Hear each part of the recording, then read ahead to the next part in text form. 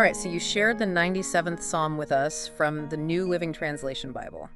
Yeah. And we're going to take a deep dive into it today. Sounds good. Uncover some of the interesting stuff for you. So just to get started, what are we looking at here? Well, it's a psalm, which is essentially a religious song or poem Okay. from the Bible. And, of course, this one's from the New Living Translation. Gotcha. And the big idea here is the Lord reigning as king and how everyone and everything reacts to that. I see. It starts off with this huge declaration, right? The Lord is king, let the earth rejoice. And then it even talks about the farthest coastlands.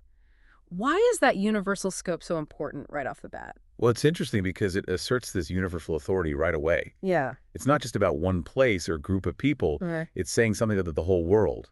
Wow. And back then, when everyone had their own gods, different countries and all this, would have been a really bold statement. Right, like one God to rule them all. Exactly. A very powerful claim. So then it gets into this super intense imagery about God. It says, dark clouds surround him. Righteousness and justice are the foundation of his throne. Fire spreads ahead of him and burns up all his foes. His lightning flashes out across the world. The earth sees and trembles. The mountains melt like wax before the Lord. I mean, that's a pretty crazy picture. It is. It really paints a vivid picture. What stands out to you most in that description? I think the key is that it grounds all that immense power in righteousness and justice.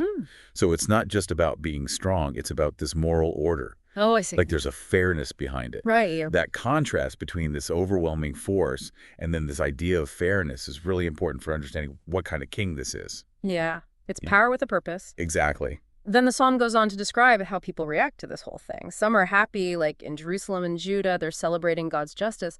But then you have the idol worshippers who don't react so well. Right. What's going on there? What's that dynamic? Well, think about the bigger picture. The joy comes from seeing a just ruler take charge. Things are being set right. Okay. But for those who worship idols, basically putting their faith in other powers, well, this idea of one true God with ultimate authority would be pretty upsetting. Yeah, that makes sense. And the psalm even says they'll be disgraced. So it's like there's only room for one. Yeah. The line, every god must bow to him, makes that pretty clear. This is the top god. A very exclusive claim. Yeah. And then there's this ethical dimension to it, too. It says, you who love the Lord hate evil. He protects the lives of his godly people and rescues them from the power of the wicked. So it seems like if you recognize God as king, that changes how you're supposed to live. When it mentions godly people, what does that even mean? That's a great question. Yeah. To the people back then, godly people probably meant those who were keeping the covenant. Uh-huh. The people trying to live by God's laws and principles.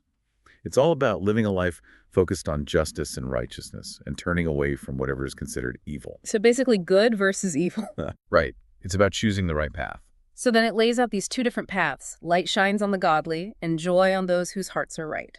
But it sounds like there's a different outcome for those who don't follow that path. Exactly.